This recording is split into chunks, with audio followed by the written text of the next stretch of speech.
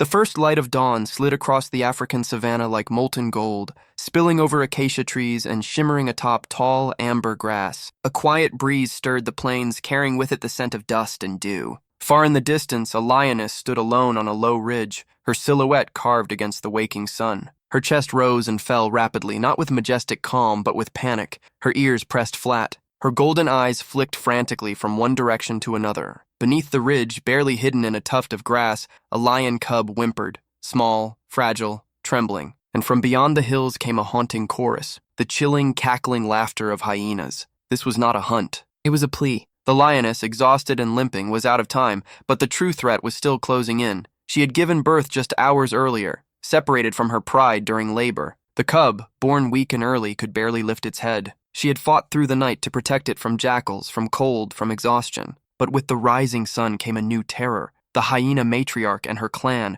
drawn by the scent of blood. The lioness turned, muscles rippling beneath her tawny coat as she tried to stand her ground. She growled, low and guttural, a sound that rumbled from deep within her ribs. Her tail lashed the ground, but her paws faltered, stained with dried blood. She was wounded, likely from fending off scavengers in the night. From the southern boundary of the reserve, an open-top jeep rumbled slowly along the perimeter track. Ranger Daniel Mbeki scanned the horizon through his binoculars, a seasoned guardian of these lands. He recognized the lioness, Nala, a known matriarch of the Saber Pride, but something was different today. She wasn't patrolling territory. She wasn't stalking prey. She was waiting, watching, desperate, and then she did something no ranger had ever seen. She moved toward the jeep, not with aggression, not with warning, but with hesitation and surrender. Daniel froze. Nala approached slowly, chuffing softly, a low, breathy call lions rarely direct toward humans. Her flanks trembled. She wasn't hunting. She was pleading. She turned her head once toward the ridge, then back at the ranger. Again toward the ridge, Daniel's instincts sharpened. "She's showing me something," he whispered. He lifted his binoculars and saw it. The cub, barely moving, exposed, and beyond, shadows forming, spotted bodies slipping through the grass. Hyenas. The savanna was moments away from erupting. Hyenas are relentless. Unlike lions, they do not challenge openly. They circle, they test, they wait for weakness, and Nala was weakening by the second. Her growl broke into a pained rasp. She staggered but held her ground. Daniel radioed nearby rangers. Caution. Lioness in distress. Possible cub. Hyenas incoming, but there was no time for backup. A lone hyena emerged first, ears pricked, icy eyes locked on the cub. It slunk low, calculating the distance. Then another, and another. A clan of 6, led by a scar-faced matriarch with a torn left ear. Nala roared, but her voice cracked. Still, she stood between death and her child. The hyenas cackled in cruel defiance. What happened next would defy every law of the wild. Daniel did the unthinkable. He stepped out of the jeep.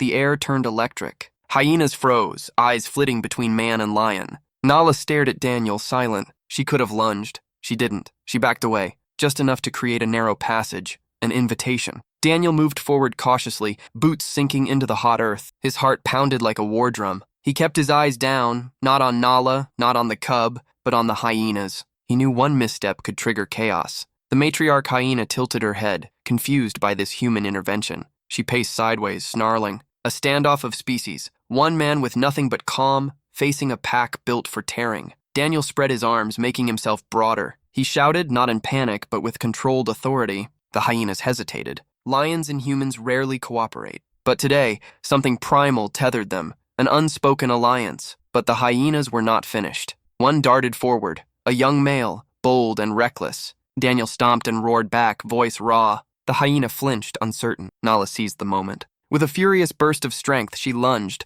not at Daniel, but at the attacking hyena. Her claws slashed the air, landing inches from its skull. The clan scattered, regrouping just yards away, circling like vultures. Daniel reached the cub. It was so small, eyes half open, breath shallow. Its fur was still matted from birth, trembling with each frail inhale. "Come on, little one," he murmured. He could not touch it. Park code forbade direct interference, but he could help indirectly. His jeep held medical cloth and water. He backed away, retrieving a clean canvas tarp and placing it gently between the cub and the sun, shielding its fragile body. Nala approached the cub, licking its head feverishly, urging it to live. She looked at Daniel once more. It was not trust. It was hope. Minutes crawled like hours. The hyenas lingered at the edge of the ridge, pacing, snarling, taunting. Nala, panting heavily, stood guard with her last strength. Her sides heaved. If she collapsed, it would be over. From the distance, a rumble. A second jeep. 2 rangers and a vet. Backup had arrived. The hyenas knew their window was closing. With one final effort, the matriarch charged,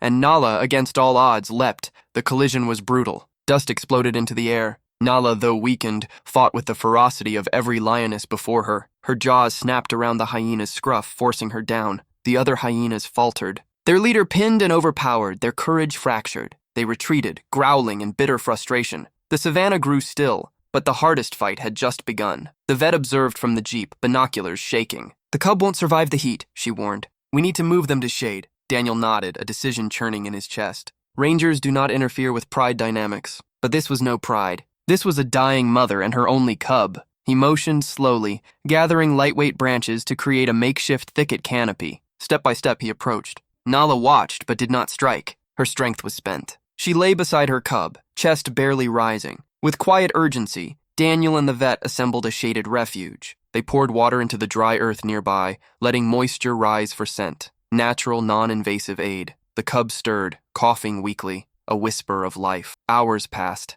The sun climbed high, scorching the plains. Nala never moved from her cub's side. She nudged it, licked it, breathed warmth into its fur. The rangers kept their distance but stayed close, guarding against predators. By late afternoon, a roar echoed from the west. The pride. 2 lionesses and a scarred male approached cautiously. They had tracked Nala's scent. Daniel's heart seized. Would they reject the cub born outside protection? The lead lioness approached Nala slowly. She sniffed the cub. Then, in a gesture older than memory, she lay beside them. Acceptance. Nala closed her eyes, but her story was not over. Evening draped the savannah in fire-orange hues as the pride formed a living shield around mother and cub. Daniel exhaled in relief. He had no guarantees of survival, but nature had taken back its own. As shadows stretched long, Nala tried to stand. She faltered. Daniel stepped forward, uncertain. She looked at him, then nudged her cub closer to the pride females. She had done her part. Her final act was entrusting her child. She turned her gaze once more to Daniel, not as a plea,